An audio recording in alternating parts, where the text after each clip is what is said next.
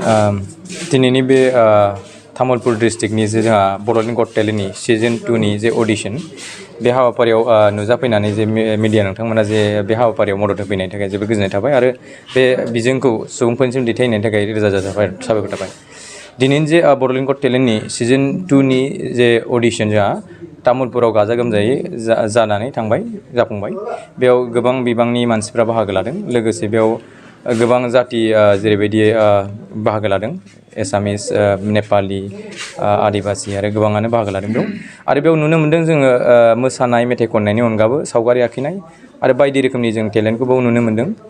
दा आसा खालामो फैबाय थानायाव गोबां डिस्ट्रिक्टआव बेबायदिनो हाबाफारियाव गोबां बिथिंनि गोबां फारफ्रोमनिबो बिथिङाव जायफोर टेलेन्ट दङ मोसानाय, मेथाइ खननाय, जिमनास्टिक एबा काराटे, कम्फु एबा फुटबलार सासे आथिङाव गोबाव सम बलखौ जोगदावनो हानाय बायदि रोखोमनि बेबायदि टेलेन्टखौ जों नुनो मोनगोन।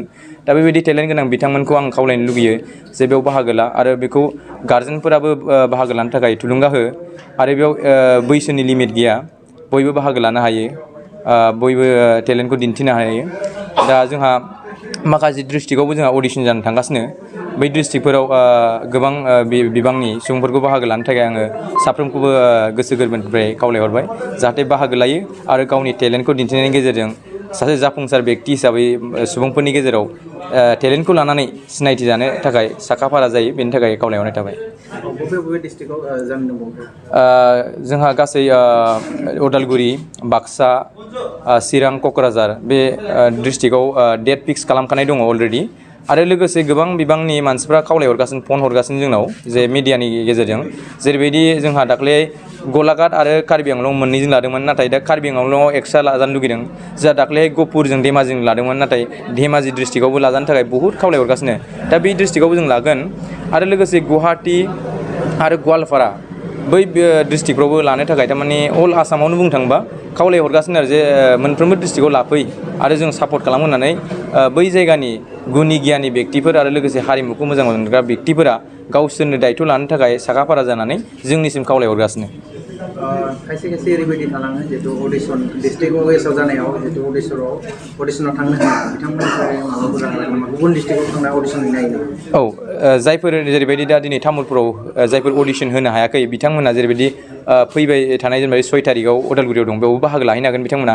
आरो जेब्ला जोङो बे अडिशना जोबगोन आरो मोनसे जों केटेगरि वाइस मोनसे दोनगोन, मानो होनबा थांनाय सिजन 1आवबो जों एक्सपिरियेन्स मोन्दों जे गोबाङानो बावनानै थायोबा गोबाङानो भेकेसनाव थाङो, अबेबा बाहेरायाव थाङो। दा बै बिथांमोनाबो बाहेरायाव फैफिननानै बे बाहागो लानो लुगैयो डेटखौ मोनैनि थाखाय।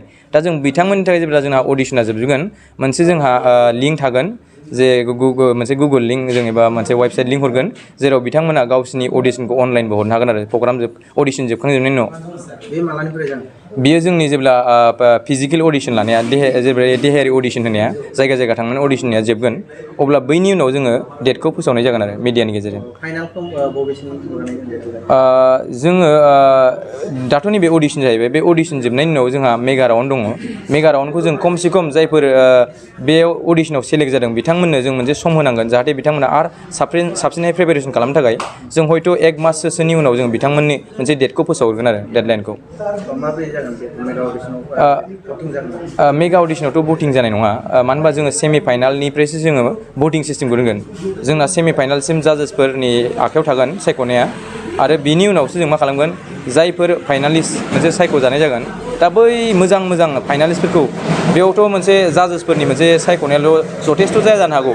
दा बेनि थाखायनो जोङो पाब्लिकनि मोनसे मेगननि नोजोरनि जे नुनाय एबा बिसोरनि टेलेन्ट बेखौ सायख'नो थाखाय जोङो भटिं सिस्टेमखौ दोननाय जादों। माबोरै होगोन भटिंखौ? भटिंआ जोंहा मोनसे वेबसाइट अलरेडि क्रिएट जाबाय। दा बे वेबसाइटखौ जों मेगा अडिशननि सिगां लन्च खालामसिगोन। दा बै वेबसाइटनि गेजेरजों माखासे जायफोर फाइनालिस्ट बिथांमोननि नाम डिटेल्सखौ जों होनाय जागोन। बेयाव बिसोर थांनानै वेबसाइटनि थांनानै क्लिक खालामनानै बिसोरो सायख'नो हागोन। आरो लोगोसे जोंहा अलरेडि बड'लेण्ड गट टेलेन्टनि मोनसे इउटुब चेनेल दङ। दा बैयाव थांनानै बिथांमोनखौ जेसेबां भिडिअ'आव सासे बेक्तिनि भिडिअ'खौ जेसेबां लाइक्सआ बांसिन जागोन बै लाइक्स हिसाबै जोङो क्रेडिट पइन्टखौ होनाय जागोन आरो। मिस कलबो जागोन, बेखौबो अपसनेल दोनदों। मिस कलखौ दोनदों मानो होनबा दिनैनि समाव एन्ड्रइड फना बहुत मानसियानो खम लायो नालाय, मिस कलखौबो दोननाया बे गोनांथार आरो।